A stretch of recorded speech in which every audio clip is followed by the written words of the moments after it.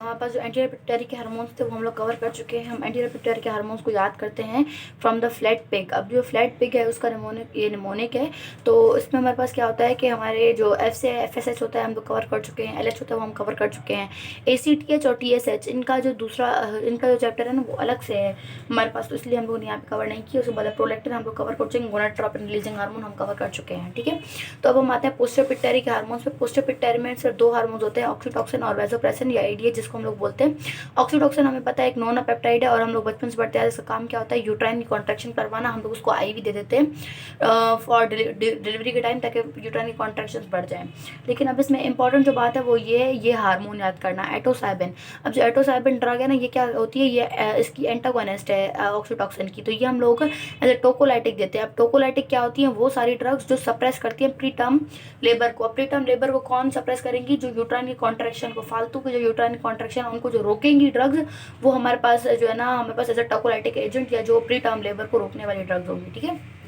Then we have the vasopressin जो हमारे पास ADH hormone जिसको हम लोग बोलते हैं। इसका काम हमें पता है, हम लोग पढ़ते हैं कि किडनी में इसका काम होता है। जब ये V2 के थ्रू काम करता है तो ये हमारे पास वाटर की रीअब्जॉर्प्शन करवाता है। लेकिन अगर जब हम एक्सटर्नली V2 लाइक रिसेप्टर्स पे कोई काम करने वाली ड्रग दे देते हैं तो वो क्या करती है, फैक्टर 8 के रिलीज को इंक्रीज करती है और वॉन विलेब्रेंट फैक्टर के रिलीज को इंक्रीज करती है। तो हम लोग इसका फंक्शन हमारे पास यहीं से क्लियर हो गए। तो हमारे पास एक ड्रग होती है डेस्मोप्रेसिन। डेस्मोप्रेसिन हम लोग तीनों फॉर्म्स में दे सकते हैं, ओरली दे सकते हैं, नेजली दे सकते हैं, पारेंटली भी दे सकते हैं। तो ये ड्रग क्या करती है कि हमारे पास हम लोग पिट्यूटरी डायबिटीज इंसिपिडस में दे देते हैं ये ड्रग। ये पिट्यूटरी डायबिटीज इंसिपिडस कंडीशन जो होती है ना, इसमें हमारे पास ADH की कमी होती है, तो जाहिर सी बात है ये इसका ADH का एनालॉग है तो हम लोग गिरे दे देते हैं। उसके बाद हम लोग दे देते हैं हीमोफीलिया A में। हीमोफीलिया A में हमारे पास फैक्टर 8 की कमी होती है, तो हम लोगों ने पढ़ा कि फैक्टर 8 को ये रिलीज करवाता है। उसके बाद है कि वॉन विलेब्रेंट फैक्टर की डेफिशिएंसी में भी हम लोग दे देते हैं, तो वो भी हम लोगों ने पढ़ा कि ये वॉन विलेब्रेंट फैक्टर को भी हमारे पास वो करवाता है।